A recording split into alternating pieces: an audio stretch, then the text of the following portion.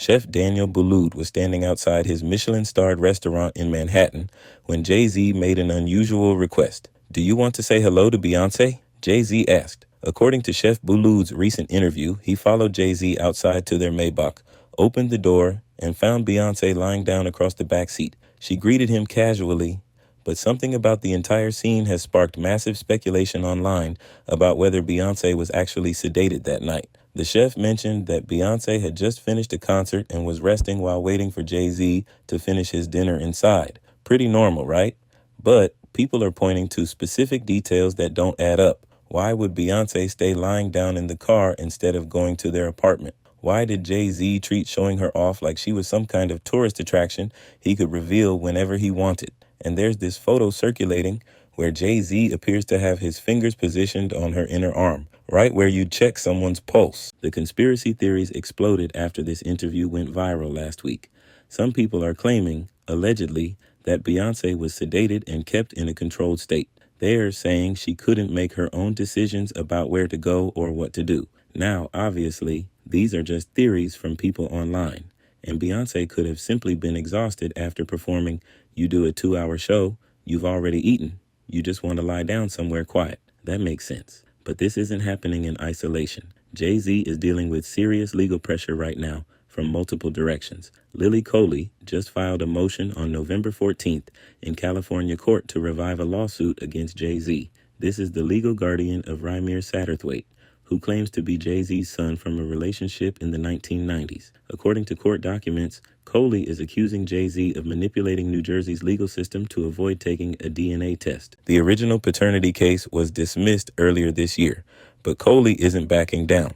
She's claiming the dismissal was improper and that Jay-Z has been using his influence and resources to dodge accountability. The lawsuit specifically mentions that Jay-Z allegedly used connections in the New Jersey legal system to avoid court-ordered DNA testing for years. Whether these claims have merit or not, the fact that Coley is pushing forward with an appeal shows she believes she has evidence worth presenting. Meanwhile, Diddy's situation at the Metropolitan Detention Center has taken a strange turn. And former inmate who was allegedly housed near Diddy gave an exclusive interview to U.S. Weekly magazine this week. According to this person, Diddy has found his purpose in prison and is supposedly teaching and inspiring other inmates. The source claims Diddy is conducting motivational sessions and helping inmates at both MDC Brooklyn and inmates who get transferred to Fort Dix now.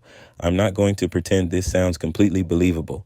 This former inmate is painting Diddy like he's some kind of prison prophet, spreading wisdom and changing lives behind bars. The timing of this interview is suspicious too. Diddy's legal team has been working overtime to improve his public image ahead of his trial, and suddenly we get this glowing report about how well he's doing. According to the source, God put Diddy exactly where he needs to be right now. That's quite a spin on facing federal racketeering charges. The reality at MDC Brooklyn is far from inspirational. This is the same facility where inmates have reported freezing temperatures, rodent infestations, and violence. Just last month, 2 inmates were stabbed in separate incidents. The idea that Diddy is thriving and finding his life's purpose in these conditions seems like a carefully crafted narrative, especially when his team is desperately trying to get him released on bail. What makes this even more interesting is that both Jay-Z and Diddy are dealing with these controversies at the same time. 2 of hip-hop's most powerful figures are simultaneously facing questions about their past behavior and current situations. Jay-Z with these paternity claims, and now these bizarre allegations about Beyonce, and Diddy with his federal case, and these weird PR attempts from prison. The Beyonce situation is particularly strange because of how the chef described it. He wasn't trying to create controversy. Chef Boulud was attempting to share what he thought was a nice celebrity encounter, but instead he's given people ammunition for their theories. The way he described her just lying there, greeting him politely but not moving, waiting for Jay-Z to be ready to leave.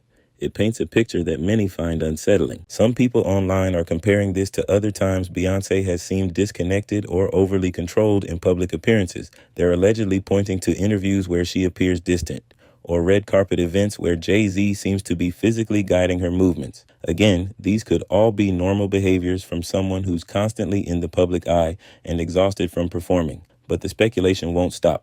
The legal pressure on Jay-Z isn't going away either. Even if this current appeal from Lily Coley gets dismissed like the original case, she seems determined to keep fighting. According to legal experts, the accusations about manipulating the court system are serious, even if they're hard to prove. Coley would need substantial evidence that Jay-Z actively interfered with legal proceedings, not just that he had good lawyers who found ways to delay or dismiss the case. As for Diddy, his next court appearance is scheduled for early December. His lawyers are still pushing for bail, arguing that he can be trusted on house arrest with electronic monitoring, but prosecutors keep bringing up new evidence about alleged witness tampering and the severity of the charges he's facing. The story about him inspiring inmates seems timed to counter those arguments, to show he's not a danger to anyone and is actually having a positive influence. These stories might seem separate, but they're part of a bigger picture of how powerful figures in entertainment handle controversy. You've got PR campaigns running from prison,